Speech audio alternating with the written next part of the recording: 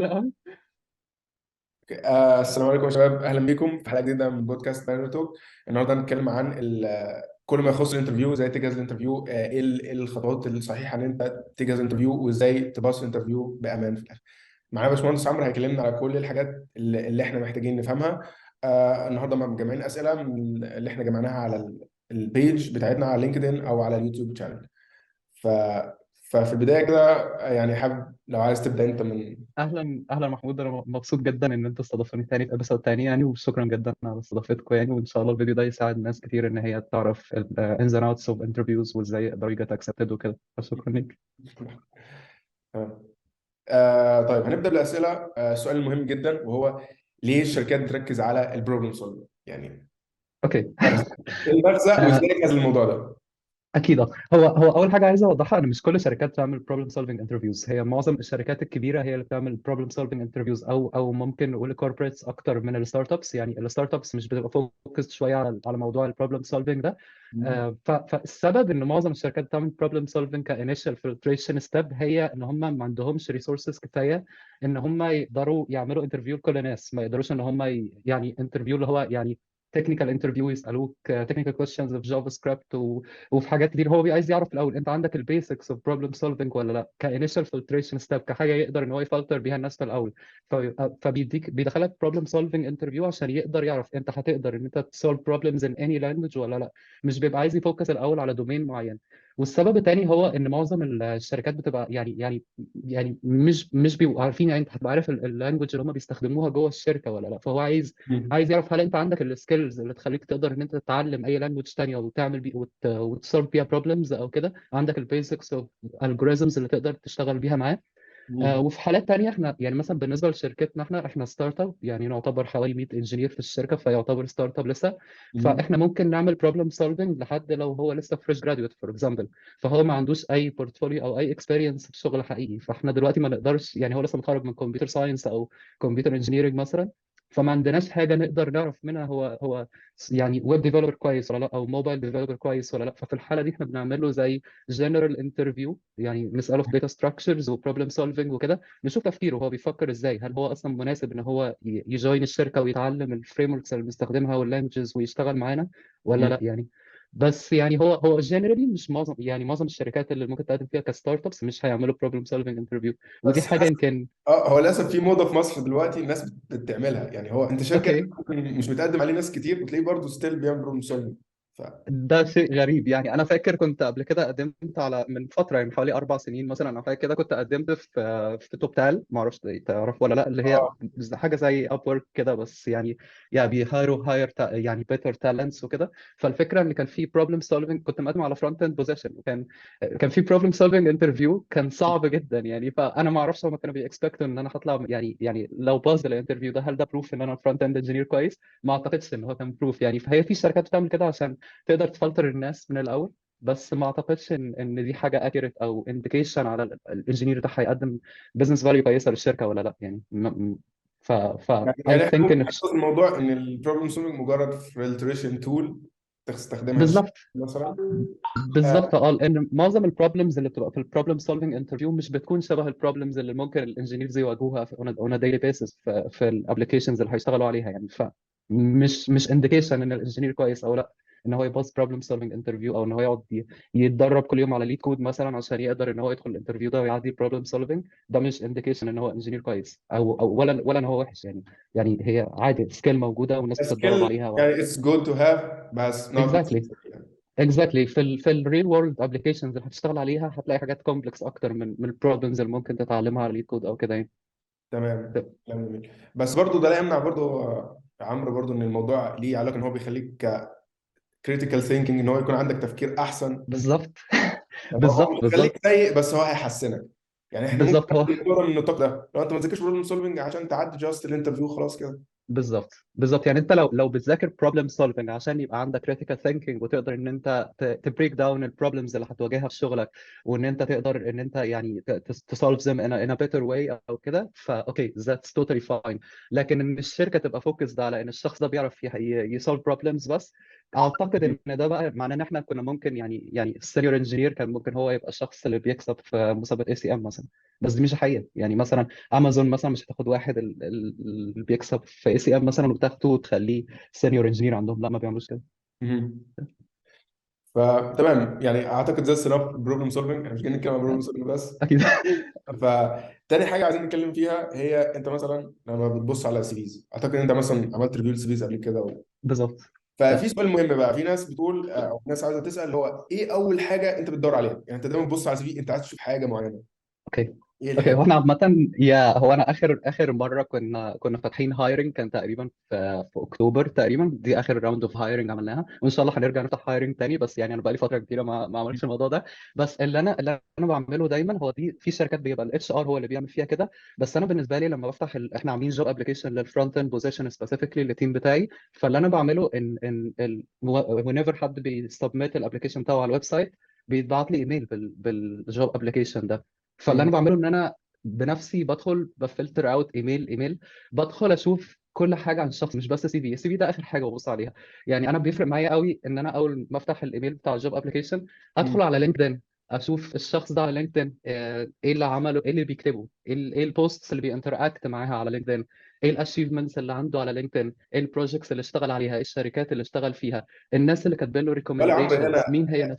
في سؤال بقى، هو ايه يا فكره الموضوع ده؟ يعني انا مثلا ممكن ابقى انتراكت مع بوست، بس هل ده يوازي يعني هو ايه ليه الفايده؟ علاقة ايه ليه العلاقه؟ علاقة بتفكير الشخص ده ايه. هل هو cultural fit في الشركة ولا لا؟ اللي بيفرق معايا اكتر من ان الشخص يكون بروجرامر كويس هو ان هو يكون انسان كويس اصلا، انسان احب اشتغل معاه، انسان اقدر ريلاي عليه، انسان عنده ethics كويسة، انسان هيبقى بيخاف على مصلحة الشركة، بيحاول ان هو يبروفايد بزنس فاليو للشركة. البروجرامينج سكيلز دي تعتبر اخر حاجة لان هي حاجة ممكن تتعلمها.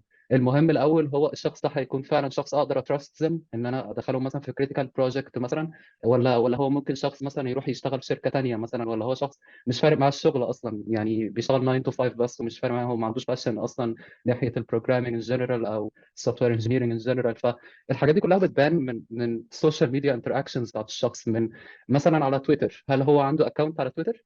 هل هو مثلا بيفولو ناس مثلا انفلونسرز في الفرونت اند فيلد فور اكزامبل؟ ايه الحاجات اللي انترستد فيها؟ هل هو مثلا بيحب ان هو يتعلم فريم وركس جديده وبينتراكت على تويتر وبيشير نيو تيبس اند تراكس، بيشير حاجات عن فريم وركس جديده وكده؟ والجيت هاب بتاعه عامل ازاي؟ دي حاجه مهمه قوي. في ناس كتير قوي بيقدموا عندنا ما عندهمش جيت هاب اصلا. وفي ناس ما بتحطش لينكدين برضه. يا ذيس از ان ايزي واي ان احنا نريجكت ذم. يعني هو السي في لوحده مش كفايه. السي في عباره عن بيبر انت بتلست فيها الاكسبيرينس بتاعتك، بس انا عايز اميك شور انت فعلا عندك الاكسبيرينس دي ولا لا. يعني لو حد كل اللي عنده ان هو يعني كاتب في السي في ان هو اشتغل في مثلا 4 شركات قبل كده، وما فيش ولا واحد من الشركات اللي اشتغل فيها دي ولا واحد اداله ريكومنديشن على لينكدين، فليه؟ يعني كان بيعمل ايه في الشركات دي؟ هل هو عنده اي اوبن سورس بروجكت ممكن ادخل ابص عليها جيت هاب؟ بس فدي كلها انديكيشنز. يعني في ناس عندنا فريش في الشركه، يعني هايرد ذم في اخر راوند دي كانوا لسه فريش جرادويتس وكده، ودلوقتي زي progress in a great way وبيأشيف great business results even though ان هم لسه يعتبر جونيور بسبب ان اختيارهم نفسه كان صح.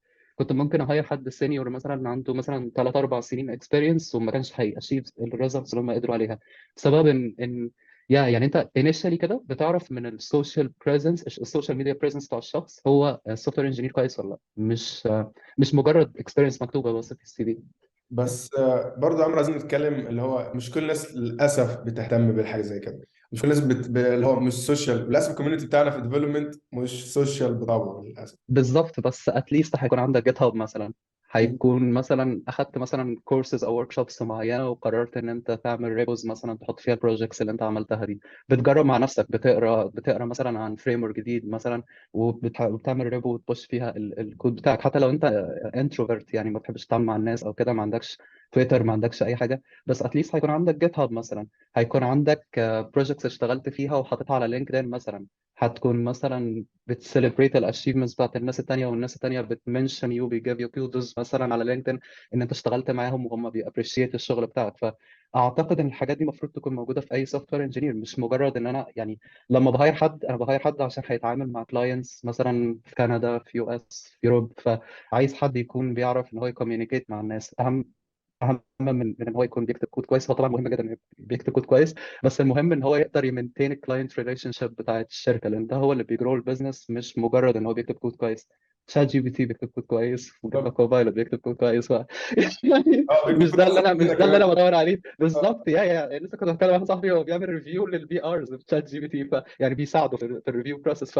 فالفكره ان احنا خلاص ما بقناش دلوقتي مش هعمل لواحد انترفيو عشان اعرف هو بيعرف يعني يسولف بروبلم معينه بس ولا لا. يعني انا عايز اعرف هو سوفت وير انجينير كويس ولا لا. وده بيبقى فيه حاجات كتير غير التكنيكال سكيلز، بيكون فيها كوميونيكيشن سكيلز ethical things و cultural things عن الشخص ده. هل الشخص ده فعلا لما يتعامل مع الكلاينتس بتاعتنا بره مصر مثلا، هل هم هيكونوا بيحبوا يشتغلوا معاه، ولا هم شايفين ان هو يعني ممكن يجيبوا مهم. اي فريلانسر من اي بلد ارخص مننا مثلا، يعني السالاريز اقل مننا ويأشيف نفس الريزلتس بالنسبه لهم بس. طيب السؤال تاني مهم، يعني ايه اكتر الاسئله اللي الناس بتقع فيها؟ يعني مثلا ايه لما انت بتلاقي دايما most common questions كده، تلاقي اغلب الناس بتلاقيه مش قادر يجاوبها مثلا في الانترفيو بتاعك او في الانترفيو عامه مثلا. هو مش أسئلة، لأن إحنا لو بنتكلم على أسئلة فهي أسئلة الانترفيو بتكون مختلفة على حسب الليفل بتاع الشخص.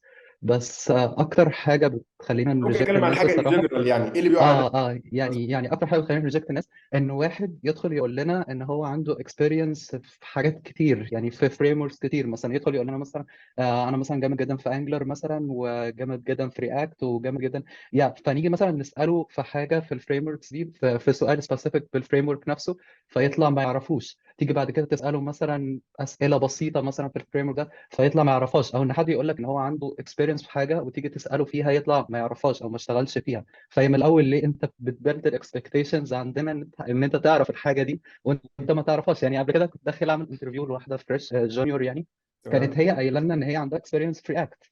فيعني انا سالتها اسئله بيسك جدا زي يوز ستيت بتعمل ايه، يوز افكت بتعمل ايه، ما كنتش تعرفها. طب اوكي، طب انت كنت جونيور، كنت ممكن تقولي ما تعرفيش رياكت وانا هنسالك في جافا سكريبت مثلا. مهم. فحته ان انت تقول ان انت تعرف حاجه وانت ما تعرفهاش، دي فكره وحشه جدا وبتقلل الاوبورتيونتي ان انت تجيت اكسبتد. مش حاجه كويسه ان انت تدخل تقول مثلا ان انت تعرف مالتيبل فريم وركس والناس تسالك فيها وتطلع ما تعرفهاش. انا مثلا ما اشتغلتش بانجلر بقالي سنين، فلو دخلت انترفيو مش هقول لهم انا اكسبرت في انجلر مثلا، او مش هقول لهم انا عندي اكسبيرينس في انجلر عشان ما يسالنيش فيه، يعني اكيد يعني. مهم. unless ان هو كان الشركه كان عارف ان هي بتستخدم انجلر وانا ذاكرت انجلر او رجعت قريت الدوكس وكده قبل ما ادخل الانترفيو، ففي الحاله دي ميك سنس ان انا اقول لهم ان انا اعرفها يعني، عشان دي ادفانتج ليا ان هم طالبين حد بيعرف انجلر. بالظبط، وده ياخدنا فاهم. سؤال مهم يعني هل انت مثلا بيفرق معاك ان حد عمل ريسيرش على الشركه مثلا وعنده، لو انا عملت ريسيرش عارف التكنولوجيز اللي انتوا بتشتغلوا بيها يس. وجاهد نفسك، فهل ده بيفرق معاك مثلا؟ جدا يعني ان حد مثلا يدخل قبل ما لما يلاقي جوب ابلكيشن بتاعنا، يدخل يبص على البورتفوليو بتاعنا مثلا، يشوف البروجكتس اللي احنا اشتغلنا فيها قبل كده واستخدمنا فيها فريم وركس ايه وتولز ايه وكده. على فكره حتى كلاينتس بتوعنا نفسهم بيعملوا كده. هم قبل ما بيدخلوا معانا في الديسكفري فيز انيشالي، هم بيكونوا دخلوا على البورتفوليو بتاعنا وشافوا احنا عملنا بروجكتس فريم وركس ايه وكده، وهل ده قريب من اللي هم عايزين يعملوه ولا لا. فمهم جدا ان الانجينير بيقدم عندنا يكون فاهم كويس الشركه بتشتغل بفريم وركس ايه وبتعمل ايه. الويب سايت بتاعنا ده مثلا معمول بايه، هل احنا عاملين ويب سايت ووردبريس مثلا، ولا هو اكستريملي كومبلكس سيستم، وايه التولز اللي استخدمناها فيه، ايه اللايبرز، الحاجات دي كلها. لو حد يعرف الحاجات دي ودخل يتكلم معانا فيها اكيد هيفرق معايا جدا يعني. ده اتليست ان هو هي كيرز اباوت ذا كومباني وعمل ريسيرش قبل ما يدخل الانترفيو. ده انديكيشن لكده. هو مش اللي هو ايه رمى السي في 50 شركه واي واحده. بالظبط، ايوه بالظبط. دي اكتر حاجه يعني بتعصبني الصراحه لما اه.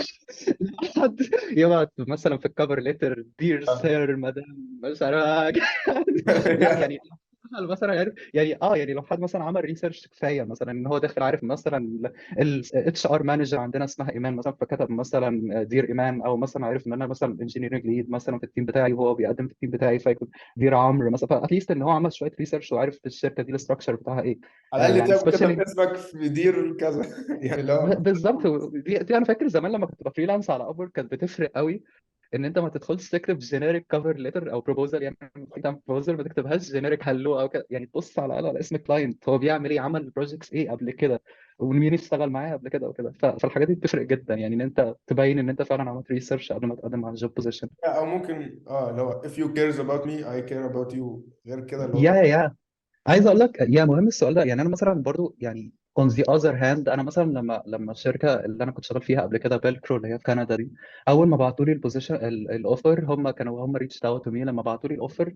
انا ساعتها كنت دخلت على لينكدين، فتحت الامبلويز الموجودين في الشركه، فتحت الليسته بتاعتهم، ولقيت ان في انجينير منهم شغال في مصر، ودلوقتي اكشلي ماي بيست فريند وعايش هنا برضه في مدينتي جنبي وكده، واحنا بقينا اصحاب جدا يعني. الكلام ده كان من حوالي 4 5 سنين برضه. فدخلت وكلمته، انا ما كانش كونكشن، فدخلت عملت له اد ودخلت سالته هي الشركه كويسه ولا لا. يعني سالته على الانفايرمنت بتاعت الشركه، بتشتغلوا بايه، الشركه يعني هل هي الشركه ورث ان انا اسيب الشركه اللي انا شغال فيها دلوقتي ومبسوط واروح واجوين زم ولا لا وكده. فانت لازم يعني لازم تعمل الريسيرش بتاعك. لو انت ماشي بان انت بتبعت السي في بتاعتك لكل الشركات وخلاص، ما اعتقدش ان دي فكره كويسه الكارير بروجريشن بتاعك يعني.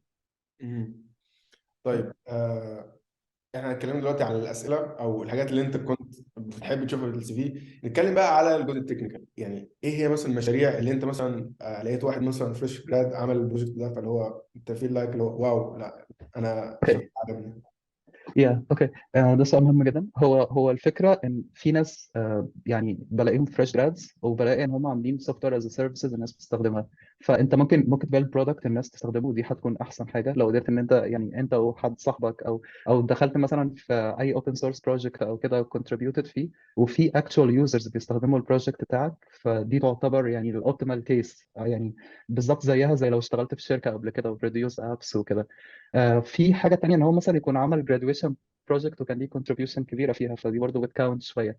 لكن اللي بيبقى ريد فلاج قوي الصراحه ان الاقي واحد مثلا عنده 4 أو 5 بروجكتس، ال4 أو 5 بروجكتس دول هو كان عاملهم بيفولو توتوريال مثلا على يوتيوب او اي كورس معين. ففي الكيس دي انا مش عارف هو عمل ايه يعني. هو لو هو بيفولو يعني لو هو عامل اب ريبليكا من اب تاني كان حد بيعمله في توتوريال او كده، فهل هو عنده التكنيكال سكيلز اللي تخليه يبلد الاب ده، ولا هو كان بيفولو التوتوريال بس؟ فالموضوع مش فكره الاب نفسه فيه ايه، لان كل الابس تقريبا فيها كراد اوبريشنز وكلها شبه الحاجات اللي احنا بنشتغل فيها. ومش معنى ان حد مثلا استخدم فاير بيز مثلا او حتى بيلت الاي بي ايز بتاعته بنفسه نوت جي اس او كده ان هو عنده السكيلز دي. هي ليها علاقه بالبروجكت نفسه كان عامله ليه، وهل في ناس استخدموه ولا لا، مم. وهل هو شبه البروجكتس اللي احنا بنعملها في الشركه ولا لا، يعني وعمله بنفسه ولا لا. ده اللي بيفرق. مش فارق الاب نفسه عباره عن ايه. يعني مثلا لو حد فولو التوتوريال بتاع جيم مثلا بجافا سكريبت، او مثلا اللي بستغربه قوي مثلا سي اس اس انيميشنز، مثلا حد يكون عمل كود بانز مثلا لكومبلكس انيميشنز وكده بس ما عملهاش بنفسه، لا هو كان بيفولو توتوريال. فانت كده اعتقد ان انت ويستد يور تايم، لان انا ما اعرفش انت عندك السكيلز دي ولا لا، هضطر ان انا اسالك فيها. وساعات بعمل يعني ساعات بقى لما بحب ان انا يعني الاقي حد بيتكلم عن البروجكتس دي وكده، بخليه يفتح السورس كود واساله في السورس كود الجزء ده بيعمل ايه. فهو لو مش فاهم الجزء ده بيعمل ايه، يبقى هو ليه بيحط البروجكت ده في البورتفوليو بتاعه اساسا، لو هو اخد حاجه كوبي او بيفولو توتوريال او كده. فده يعتبر اسوء شيء. لو قال لي إنه ما عندوش اصلا، ما عملش اي بروجكتس خالص، ممكن اساله في problem solving او basics او fundamentals of web development او كده، يعني كان هيبقى احسن ان هو يجيب بروجكت هو مش عامله بنفسه يعني. وبرضه احنا في ثقافه في مصر للاسف، يعني او على العرب عموما احنا لسه برضه بدري علينا، يعني ثقافه الاوبن سورس. يعني ما فيش حد طال يعني حابب ان هو يبذل الوقت في اوبن سورس. يعني دايما الباكجز اغلب اللي عاملها اجانب، يعني عمرك ما تلاقي مثلا ديفلوبر عربي عامل باكج يعني باذل فيها مجهود. هو او حتى مش باكجز، يعني هو ممكن تدخل تكونتريبيوت في باكج مثلا تلاقي فيها باج مثلا، وانت بتستخدم الباكج دي تدخل تكونتريبيوت فيها مثلا. في مثلا بتبقى شغال في شركه، يعني احنا ساعات في شركات بتطلب منك ان انت تعمل باكج معينه، فانت ممكن تقنع المانجرز بتوعك ان الباكج دي يكون اوبن سورس وكده. فلا يعني هو ممكن الناس مش بتحب ان هي تنفست في حاجه فور فري. مع ان انا فاكر كنت I had this discussion مع السي او بتاع بلينك 22 الشركه اللي انا شغال فيها. كنت بكلم معاه على ران تايم انفايرمنت جديده لجافا سكريبت اسمها داينو جي اس، هي شبه نود جي اس. فانا كنت دخلت بصيت على السورس كود بتاعها، مليونز اوف لاينز اوف كود، وهو انجينير واحد اللي كتبها، ام فولوين هيم على تويتر وكده. فكنت بتكلم معاه على كونسبت ان جنرال. ليه واحد هو كان شغال تقريبا في نتفلكس او حاجه كده، فكنت بتكلم معاه ليه حد يكون شغال مثلا في بيقبض 6 فيجر سالري مثلا ويكوت البوزيشن بتاعه ويدخل يعمل حاجه اوبن سورس كده. فانت يعني ده انديكيشن ان هو انجينير كويس، وانديكيشن ان هو بيفهم، لان هو عمل هو اول حاجه اتعلم بيتراي تو سولف ا بروبلم ما حدش حلها قبل كده. وفي نفس الوقت ان هو يعني الاوبن سورس اللي هو كتبه ده، اوكي he didn't get paid directly ليه، يعني ما حدش دفع له مثلا سالري كل شهر عشان يعمل الشغل ده، بس دي حاجه هتبقى كبيره جدا في السي في بتاعه او في الريزومي بتاعته، هتخليه يقدر ان هو يجوين شركات تانيه. وفي نفس الوقت في دونيشنز برضو، ممكن شركات تدونيت تو يو يعني وكده على جيت هاب دلوقتي. في نفس الوقت ممكن حد اصلا يسبونسر البروجكت، يعني اكواير الاوبن سورس بروجكت، شركه مثلا تاكواير الاوبن سورس بروجكت. اعتقد شوبيفاي عملوا كده مع ريماكس، اللي هو الفريم ورك اللي هو فول ستاك فريم ورك جديده. اعتقد شوبيفاي اكوايرد ات ودفعوا فلوس للاوبن سورس كونتريبيوتورز اللي عملوا البروجكت ده وكده. مهم. فهي المشكله ممكن قصر نظر شويه من اه من الناس، ان هم عايزين يعملوا يكتبوا كود ياخدوا سالري يعني عائد دايركتلي سريع، كورليتنج تو مفيش ذات. مفيش يا انفستمنت. يا يا بس مع ان انت اصلا لو حتى لو مش انفستمنت، انت بتضيع في حاجه وقت، يعني احنا مش هنقول بنضيع وقت، انت هاف فن. يعني اغلب الباكجز اللي احنا بنعملها كانت هاف فن في الاخر. اغلب بالظبط يعني. اغلب يا الباك يا ما كانش وراها عائد ربحي ابدا يعني. بالظبط، انت ممكن تعمل باكج عشان تتعلم فيها مثلا، او ممكن تعمل باكج عشان تسولف بروبلم معينه انت شايف ان هي تحصل معاك في الشغل على طول، وبدل ما تقعد تعمل باتشنج للابلكيشن بتاعك، تعمل باكج بتسولف البروبلم دي وتبلش ات والناس تيوز ات وكده. بس هو يعني هو اكيد ان انت تشتغل في اوبن سورس بروجكت الناس بتستخدمه، او اي بروجكت الناس بتستخدمه، احسن من ان انت تعمل بروجكت تجيت بايد فلوس فيه يعني، وانت عارف ان مفيش اي حد هيستخدمه البروجكت ده هيرموه يعني. مهم. انا بصراحه الموضوع حصل معايا اصلا، يعني انا مثلا قررت ان انا اعمل مثلا ميني فريم ورك مثلا باك اند. يب فانا بدات ان انا سيرش واقع في مشاكل وكده، فاكتشفت في الاخر ان انا ما اعرفش حاجه. انا بالظبط. لي انا بستخدم تول، انا ما اعرفش حاجه في السايكل دي ماشيه ازاي. فالموضوع Yeah. بصراحه بيفرق معاك جدا جدا جدا.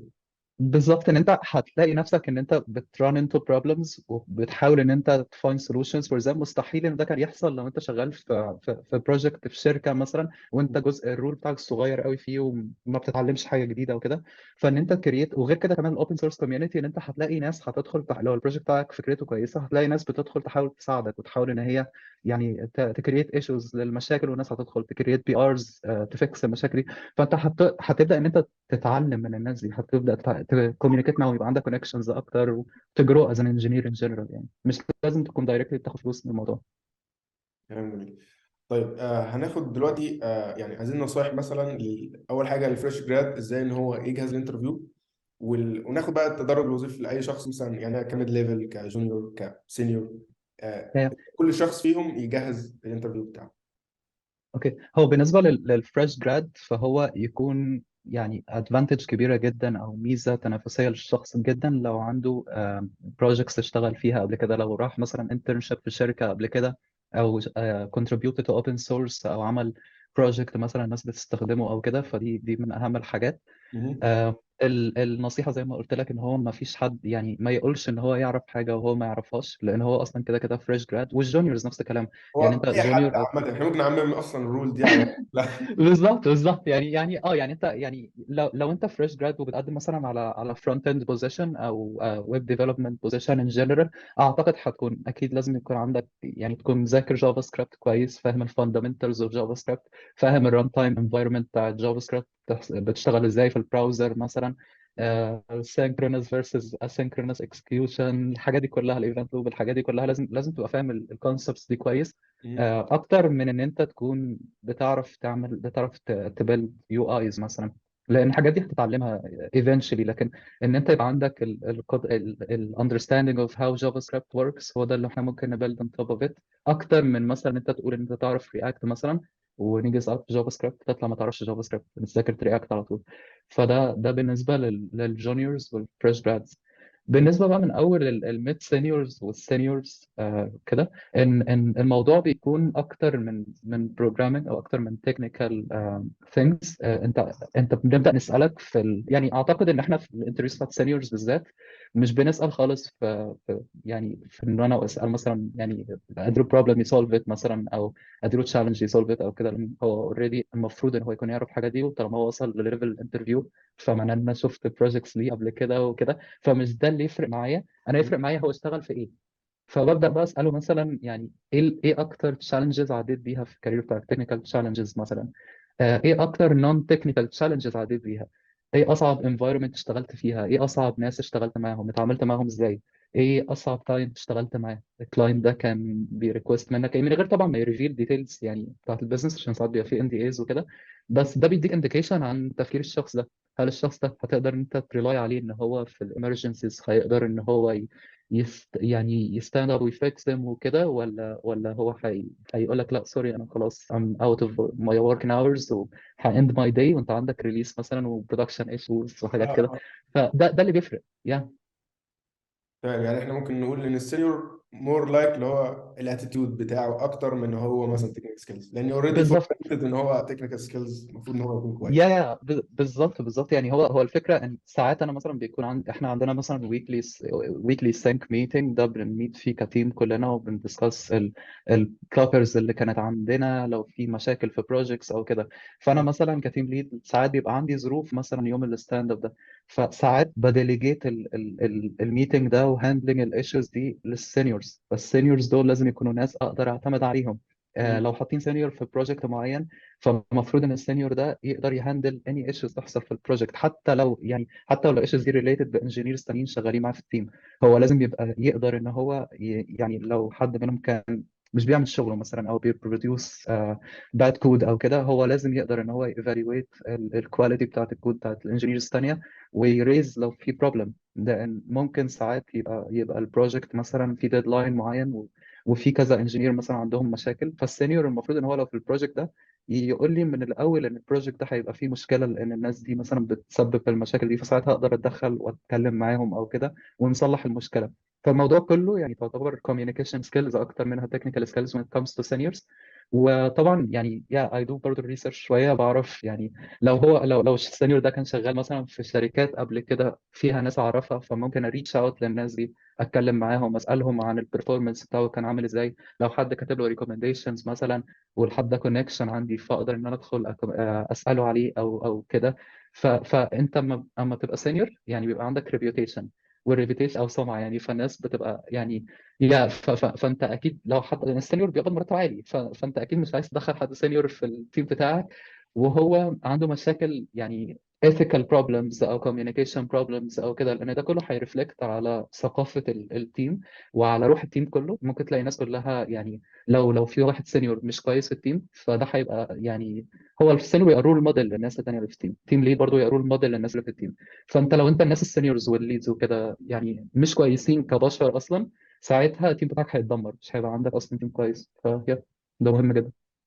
فطيب هل بيكون عنده المفروض يكون بيزنس وايز او ان هو يكون ليه في البيزنس اكتر؟ يعني في بعض الشركات بتتطلب اللي هو ان انت تقدر يكون عندك تقدر تكومينيكيت مع كلاينتس، تقدر تنيجوشيت معاهم كده يعني. هو ضروري حته ولا حته تكنيكال؟ لا يعني هو ممكن لو احنا بنتكلم على السينيورز بس، يعني كسينيور فانت مطلوب منك ان انت تقدر توضح technical problems to non technical people اكيد. يعني انت لو بتتكلم مثلا مع project managers او بتتكلم مع حتى يعني ناس مثلا اي كلاينت او كده، لو عندك technical problem فانت المفروض تقدر توصل له التكنيكال problem دي بطريقه هو يفهمها من غير ما يبانك وكده، وتقدر تبروفايد solutions ليه لحل المشكله دي وكده. لكن لو انت عايز تتكلم في جزء البيزنس بقى، لا يعني هو انا ليتلي الصراحه الشركه بدات تنفولف مي في الفيز ده، اللي هو الانيشال فيز اوف ديسكشن بقى مع الكلاينت، ان انت تدخل بقى وتعمل اس ار اي بنفسك وتكوميونيكيت وتفهم من الكلاينت الريكويرمنتس وكده، وتبروفايد تكنيكال سولوشنز وكده، وتقدر تتكلم معاه في النمبر اوف انجينيرز، الاستيمتس بتاعت التيكتس او الاستيمتس بتاعت الفيتشرز الموجوده في الاس ار اي او كده، والتوتال بادجت اوف ذا بروجكت وكده. فالحاجات دي مش مطلوبه من حد سينيور قوي، يعني هي مطلوبه ممكن من ليد او انجينيرنج مانجر او حد انفولد في البرودكت اكتر.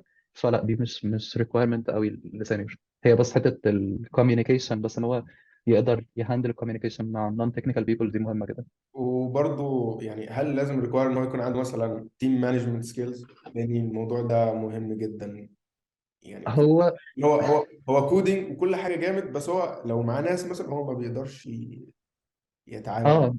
اه دي مشكله كبيره. يعني لو انت حتى سينيور، انت المفروض ان انت لو في تيم تقدر ان انت تتعامل تهندل اي كونفليكت موجود في التيم. يعني تقدر لو كانجينير معاك انجينيرز وكده وانت سينيور، فانت المفروض انت بتليد الديفلوبمنت في البروجكت ده، فتقدر ان انت تهندل اي كونفليكت يحصل بين الانجينيرز، اي اتيتيود ايشوز تحصل من انجينير مثلا، فانت اتليست المفروض تريز يعني تريز الايشوز دي للليد او للبروجكت مانجر او كده، بطريقه برضو ما تبوظش الشغل في البروجكت، ما تعطلوش او كده يعني. برضو البي ار ريفيوز، يعني انت كسينيور لازم تبروفايد كونستراكتيف فيدباك، ما ينفعش ان انت تتعامل مع الناس بطريقه اجريسيف. ودي حاجه انا شفتها برضو يعني، يعني شفتها في ناس قبل كده، يعني ان هم بيدخلوا بيشوفوا ان هم سينيورز، فهم ممكن يدخلوا يكتبوا نيجاتيف كومنتس للناس على البي ارز بتاعتهم للجونيورز او كده. لا، انت المفروض انك تبروفايد كونستراكتيف فيدباك، تقدر تكوميونيكيت وجهه نظرك من غير ما الناس تفهمك غلط. ولو شايف ان الموضوع هيتفهم غلط وكده، تعمل معاهم ميتنج احسن، يعني تتكلم ساعات تبقى فيربالي، ان انت تدسكس معاهم الحاجه فيربالي الاول قبل ما تكتب الكومنتس بتاعتك على البي ار، يكون احسن. طيب سؤال بقى، وممكن ده يكون غالبا السؤال الاخير. هنا بيكون في مصر بيكون في فايت دايما، اللي هو ايه، واحد يقول مثلا انا بقالي سنتين او ثلاثه واقول على نفسي سينيور، واحد تاني يقول لك ازاي المفروض 5 سنين، وهكذا. خلينا نتكلم عن السينيور بالذات عشان ده هو بيكون محور الكونفليكت. امتى اقول على اوكي. نفسي سينيور؟ يعني اعتقد مش انت اللي المفروض تقول على نفسك سينيور. يعني مش انا، يعني انا ما بصحاش من النوم، عشان دي برضه مشكله كبيره ان حد يفكر ان هو خلاص انا صحيت من النوم لقيت نفسي عندي 3 سنين اكسبيرينس، انا حسيت ان انا سينيور وكده. هو الموضوع بيكون ريلاتيف اكتر، انت موجود فين، يعني انت في التيم بتاعك عامل ازاي. يعني لو انت التيم بتاعك كله ناس مش كويسه، فانت ممكن بعد سنتين مثلا تشوف نفسك سينيور. وطبعا لو رحت في شركه تانيه مش هيبقوا شايفينك سينيور. فالمانجمنت ان انت تبقى شغال في مكان كويس وفي مانجمنت كويسه وبيعملوا كوارترلي ريفيوز وبييفالويت يو بروبرلي وكده، فهم هيقدروا يحددوا ساعتها البوزيشن بتاعك ايه. ومثلا والحكايه كمان بتفرق بالنسبه للشركه، يعني انا ما ينفعش مثلا عشان حد برودكتيف جدا او كده اروح اخليه مثلا ابروموتهم لسينيور، لان ده لو هو قرر يسيب الشركه ويروح انترفيو في شركه تانيه، ده ممكن يسبب ان شركتنا تبقى ليها باد ريبيوتيشن، لان احنا واحد بروموتد هي من السينيور بوزيشن وهو مش كواليفايد ان هو يكون سينيور. في شركات بدل ما تزود سالاريز الناس بتديهم بوزيشنز، يعني not a good idea. انت لازم تبقى عارف انت يعني تشتغل في مكان كويس، والمكان الكويس ده يقدر ان هو evaluate you in a correct way على اساس البوزيشن اللي انت فيه. مش انت اللي بتروح تسعى للبوزيشن ده، انت المفروض انت بس تعمل الشغل اللي عليك وتجرو your skills وتجرو your communication skills وكده وتبروفايد business value.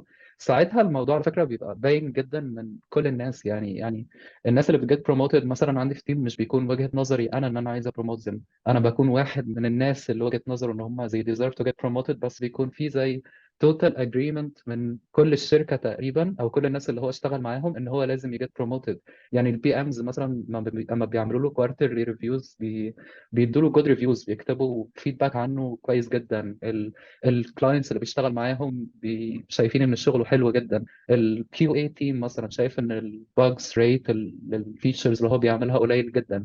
فحاجات كتير يعني مثلا سيتويشنز معينه هو عدى بيها وكان بيقدر يهندل difficult situations وكده، فدي حاجه بتكونتريبيوت لان هو يبقى سينيور او كده. فما فيش ابسولوت انسر للموضوع. اتعاملت مع ناس عندهم 10 سنين اكسبيرينس وحسيت ان هم جونيورز، واتعاملت مع ناس تانية عندهم 3 سنين اكسبيرينس وكانوا جامدين جدا وقدروا ان هم يأشيف بزنس اوبجكتيفز كويسه جدا للشركه وكده. فما اعتقدش ان في رقم معين ممكن الموضوع تقوله. يعني الموضوع يعني نسبي على حسب ريلات اللي انت فيها والمكان اللي انت فيه يعني. صراحة يعني بالظبط يعني. الكلام ده انا تحمست جدا ان احنا في يوم ما ممكن نشتغل مع بعض. ان شاء الله يا محمود، شكرا جدا.